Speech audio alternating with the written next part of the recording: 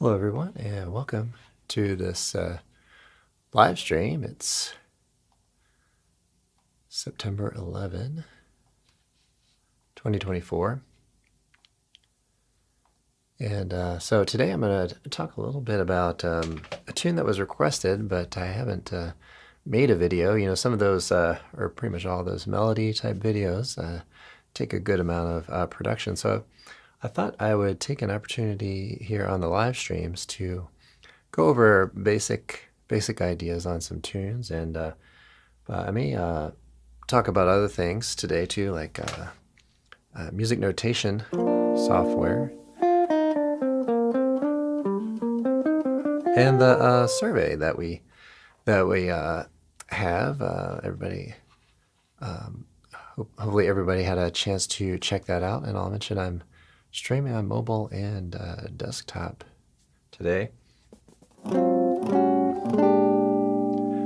Mercy, Mercy, Mercy is a tune by Joe Zawinul that was requested on the live stream maybe a week and a half ago or so. And I've decided that what I need to do here is create a spreadsheet of tune requests. And so in the chats today, please put in your tune request. You can put topics too. I think I'm going to have a column for topics and everything as well. But I thought I'd start out today by talking a little bit about perspective and practice and kind of intention, you know. So a couple of things I would just recommend as you're playing is to play a note and just try to get a good sound to start with. See if you can get a nice solid sound. You can follow through with the pick if you use a pick on the next string. That's called appaiando in kind of the classical guitar world. You can do it with a finger like they would do it. Okay.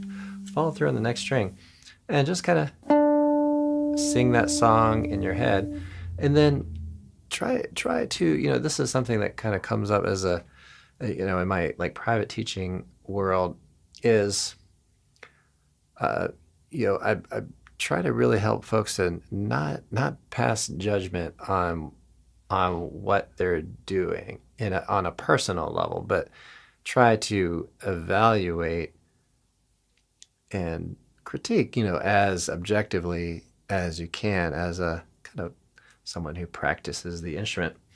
So, let's say you're going along here. You're like, well, that doesn't sound great. But is it who or what doesn't sound good? Well, it's kind of like the guitar and the finger are not making it, not giving it the conditions, they say, to play a nice sound. So put the finger closer to the fret, or you could press a little harder, right? Or press light and have your finger close to the fret, which is kind of the ideal situation, right? And so, okay, so we evaluate, we say, okay, not good, but no personal, judgment on that. So you just say, okay,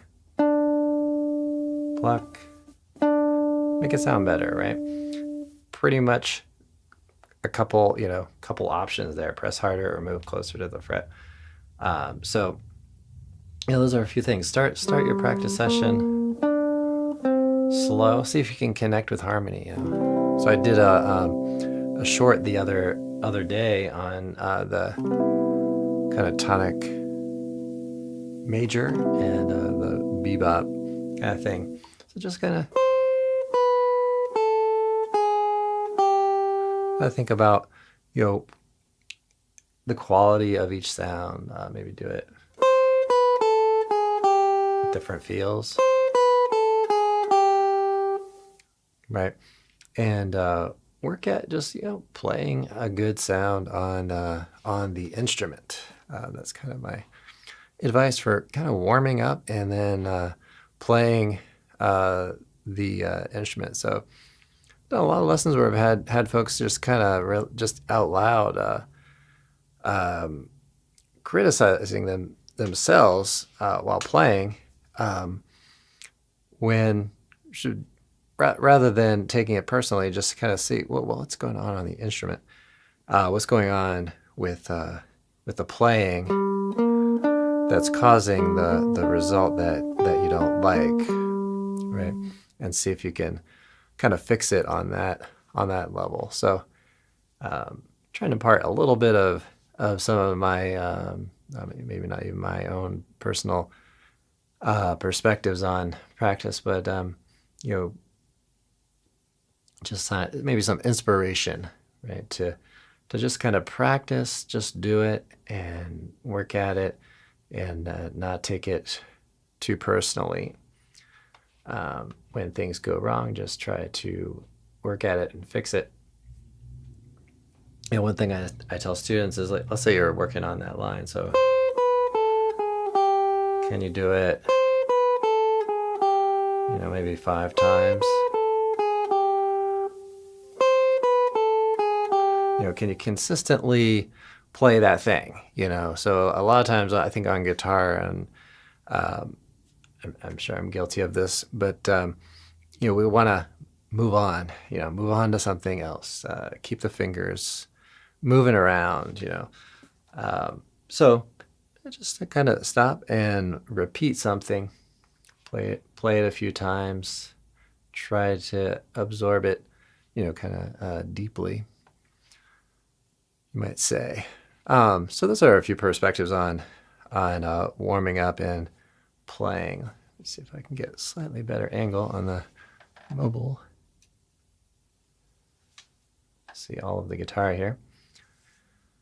So warming up, and I have some plans to create some warm up PDFs and things. So those are kind of in the works. But if you've seen this channel before, chromatic things moving up the neck, maybe 2 fingers, 3 fingers, 4 fingers. But kind of go slow and see if you can kind of get a consistent tone, and then maybe work on accenting and all that. All right, well, I'm excited to get to this poll a little bit. I'm really happy that folks took the time to take the poll. So if you haven't already, check it out. It should be on the community tab of the channel. I have a hard time finding it myself. I keep, maybe just because I haven't really done this too much before, but let's see. My question was, what is your primary goal with learning jazz guitar? So we had 0% on improved technique. So we had 13% on learn jazz theory, 63% develop improvisational skills. Okay.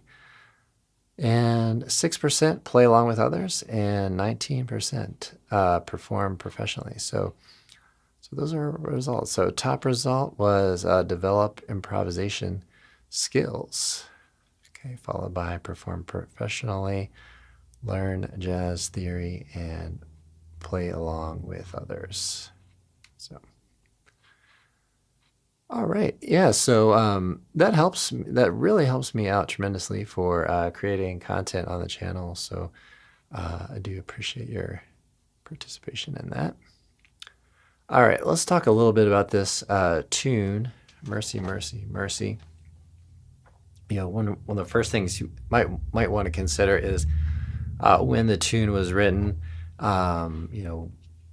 when were some of the first recordings and that kind of thing. So when I think about, let's say maybe after the bebop period, we might call hard bop, maybe a slightly less complicated harmonic progressions, maybe choices of just triads start to really play a role, but there are many features. So check out hard bop. Do a search in Wikipedia. More gospel kind of influences. So this tune kind of falls into that.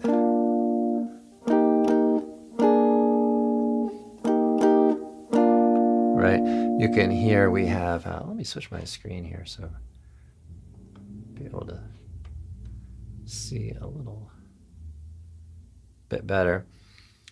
And before I get too deep into this, I'm gonna play some real kind of guitar. Well, I am playing guitar, so makes sense. But I'm play some kind of guitar sort of voicings here. But a couple options. You could play this B flat major triad, E flat, second inversion, and then I'm playing this chord. Another option would be to play this chord, which has the root fifth and flat 7 versus the root third and flat 7. So experiment with these options.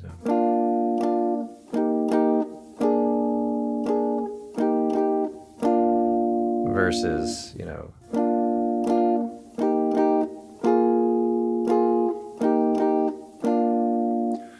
Okay, so those are maybe some little things that you can do. But at the beginning, maybe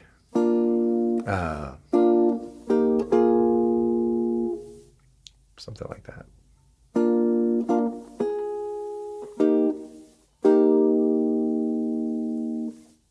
So kind of playing around with that B flat, E flat, and then the B flat kind of 7 sort of thing. I'll discuss a little bit on the melody here. So we've got a slide up.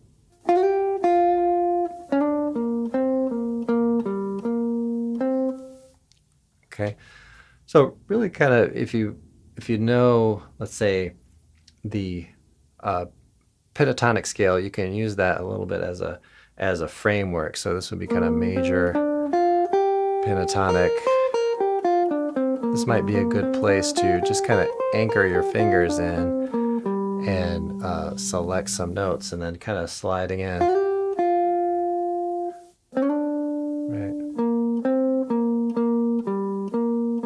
Right.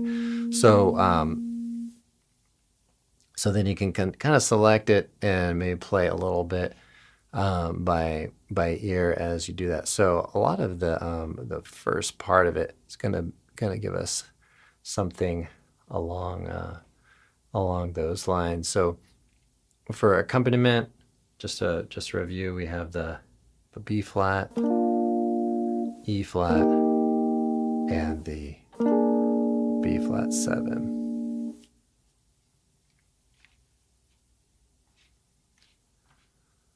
Okay, well, let's see. I'm going to talk a little bit about music notation software. So if you've seen some of the melody videos, the tablature that kind of plays along in time, that's all coming out of Finale, which I've used for a really long time. I've used take a cup of tea here, sip of tea here.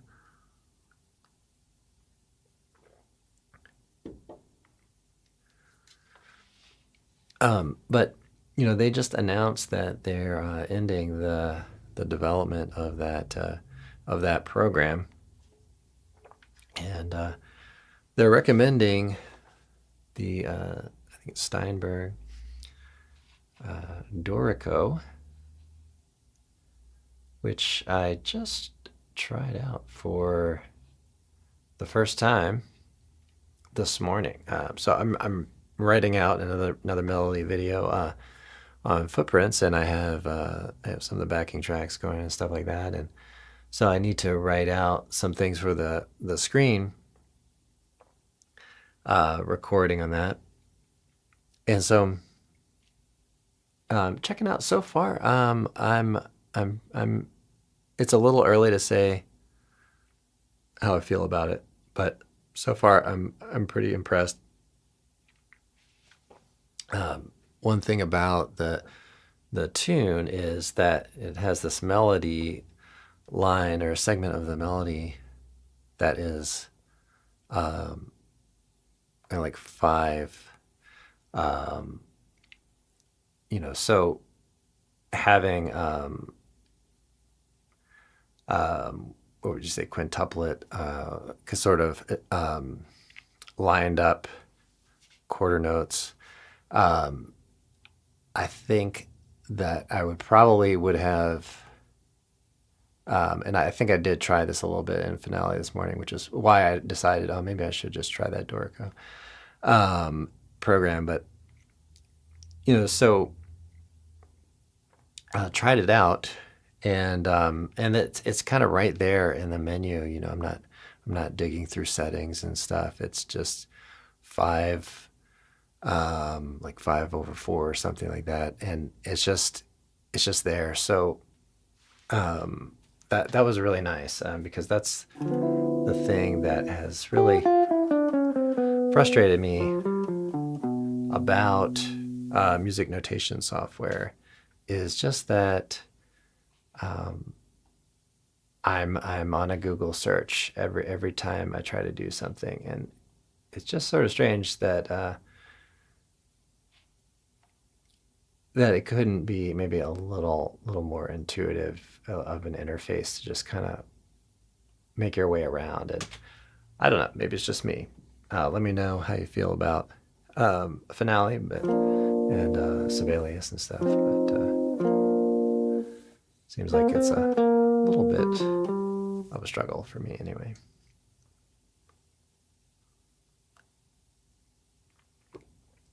This is a mug that one of my guitar students gave to me.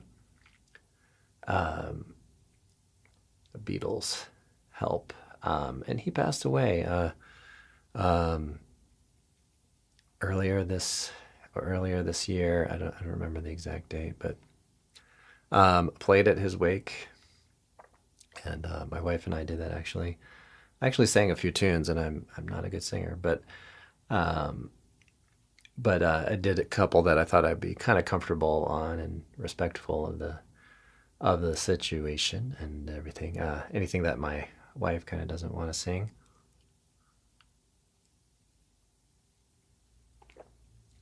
I did some instrumental pieces as well. Chord melody, a lot of Beatles tunes, but I did a little bit of classical too. Speaking of which, though, the mug, I'm hoping to get some things going on a mug and a logo for the channel.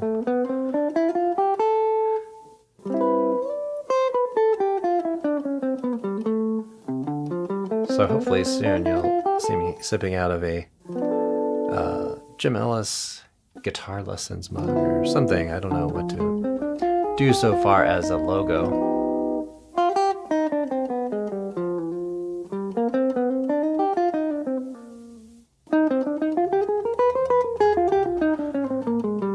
Okay, well, before I talk a little bit more about Mercy, Mercy, Mercy, maybe I'll talk a little bit about bebop scales. And since I've done a bit of a short on that, and I'm planning that I will probably do a minor version of that short.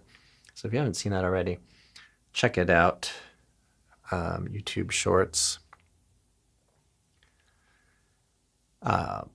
So the scales and bebop scales, 7-note scales, and perspectives on those, and advice for practicing scales. I think, again, I believe I've said this before. Think about what is your intention when you're practicing something. So if you're learning, the fingerings for the 5 shapes. When you play that, when you practice going through that, let me change my screen again.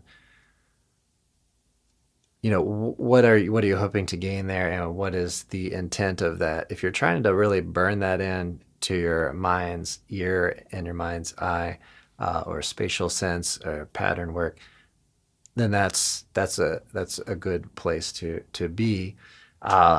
If you're thinking of creating a line though, or a melody, you want to really be able to kind of skip around in that. You want to be able to select only a few notes from that. So that's why I mentioned in the shorts video that I did, just picking 5 notes, right? So let's say you're working in that. Let's say you work through that pattern I just played a few times, and you're kind of feeling secure in it. Then just say, okay, maybe pick a few notes, maybe 4 notes.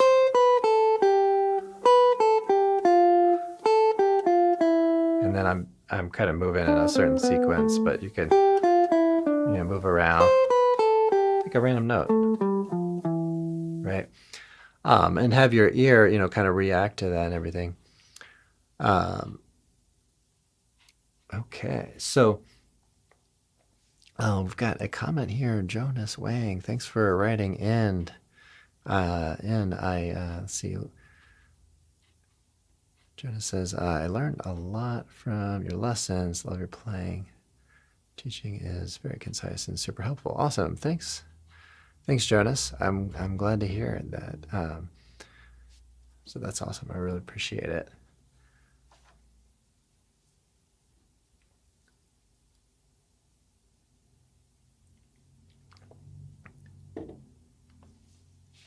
Okay, so we're taking just a few notes. It could be 4 notes. 4 notes are really great especially for tunes where the harmony changes quite a lot, because you might have to adapt a little bit. Let's say your chord progression, something like Misty, but I'll do it like ESC. If you had a 1 chord and all of a sudden you have the 5 minor to all of a sudden C is a dominant 7 with a flat 9, and then you're going to the 4 chord, right?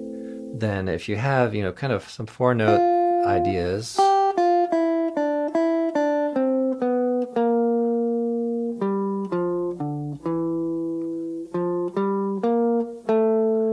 right?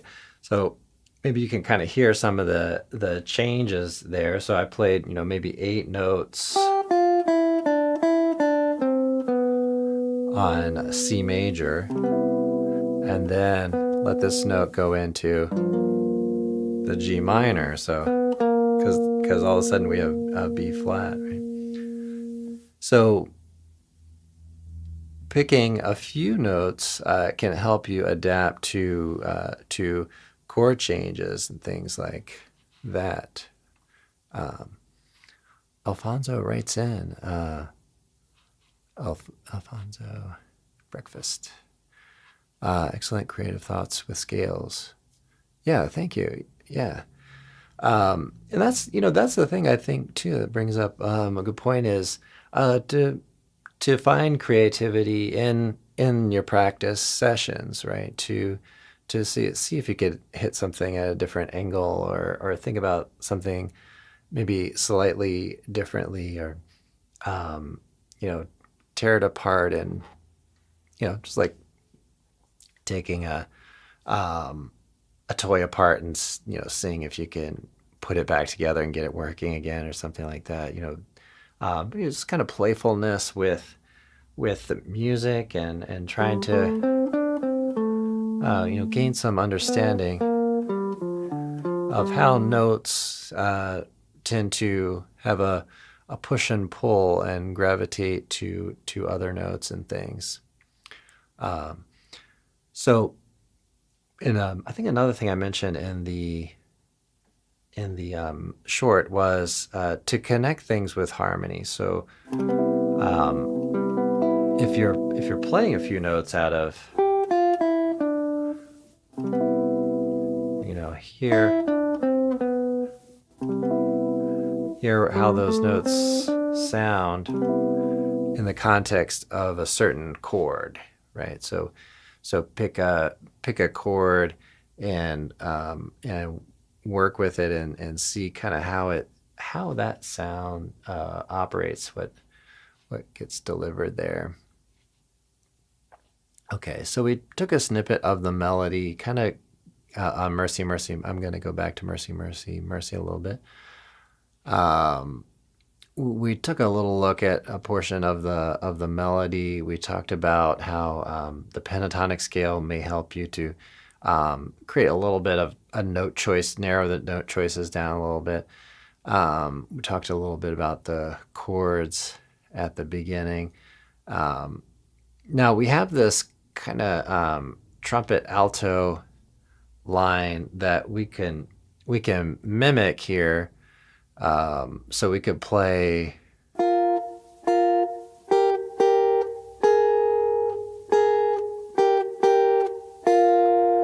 Okay, so if we want to really kind of get into that thing and sort of mimic the sound of two voices, or if you have two guitars, you could have one playing this B flat,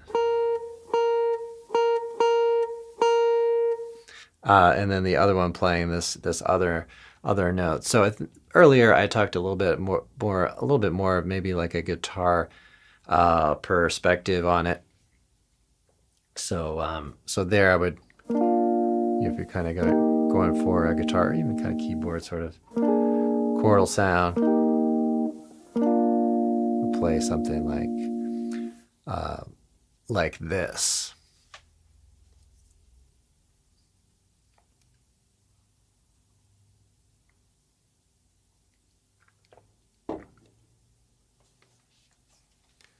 With the B flat chord. So if you have a really big chord like this, one thing I'm doing here is just selecting like 3 of the notes out of the air. So, right, instead of this big chord, which is perfectly fine.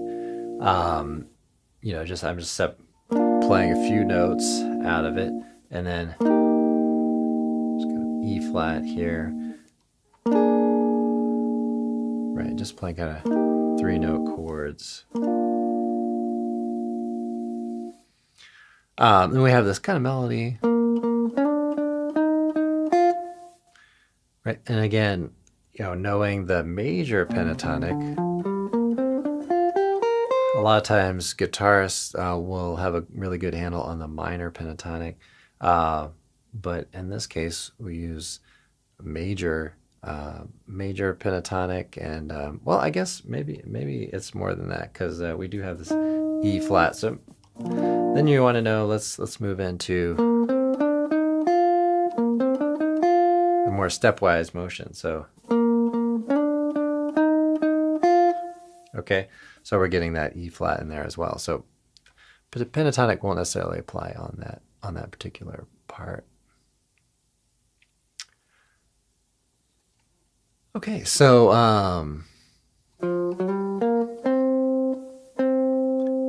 okay, some of these slides here, right? So you could take finger 1 here, and maybe take finger 3, kind of compress the fingers here a little bit,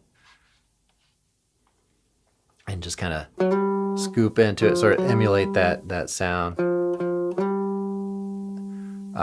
going like that.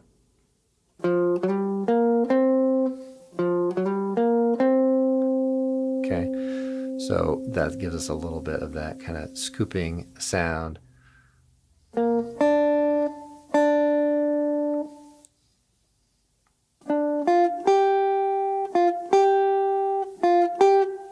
Okay, and then here we get into this kind of we have a very connected sound between G and F, and then F is going to be short. So okay, so some of that articulation is going to be important to do, and that's one thing too about playing. Maybe you play with horns, maybe you play in unison with them.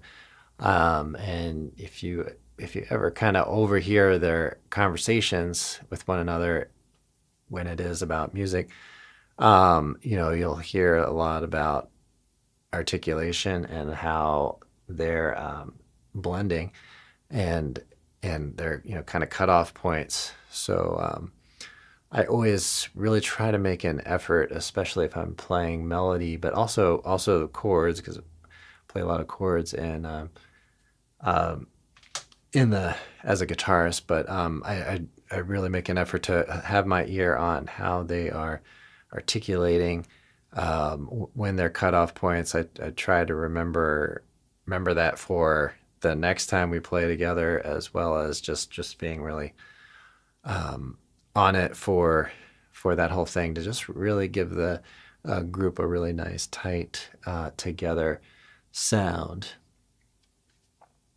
So some of the short notes and some of the accents on this are going to be important. If you're looking to, let's say, play, and I'm gonna hang out here for a couple more minutes. But if you're looking to play some chords on that part, you can play G minor,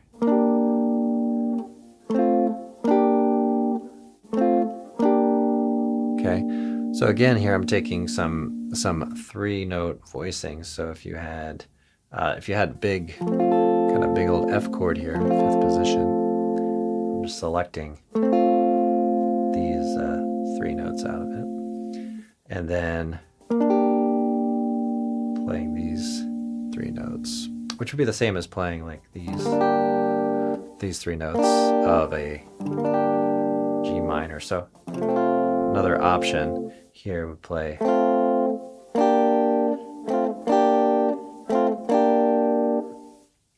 up in that direction. Okay, everybody. Well, thanks so much for checking this out. Thanks for writing in the chat. I do appreciate it. The channel just passed the 10,000 subscriber mark, so pretty awesome. Really excited about that, and really excited to grow. So thanks for being a part of that. And I changed my little subscriber icon over here on the side. I might change that again. I used to have JE for Jim Ellis, but I just put this bright red subscribe button over here. I may change that up again as well, but anyway, so thanks for being a whole part of this. If you are watching this for the first time, please do subscribe and like and follow the channel. I'm planning to do more and more live streams as I get some things. There are some things I'm trying to work towards here on a technical audio level. So I hope to do some more playing and jamming with backing tracks in the future. So I look forward to creating a little more little entertaining kind of things in the live stream. So do follow with that if you can. All right, everybody. Thanks again. I'll see you all in the next one.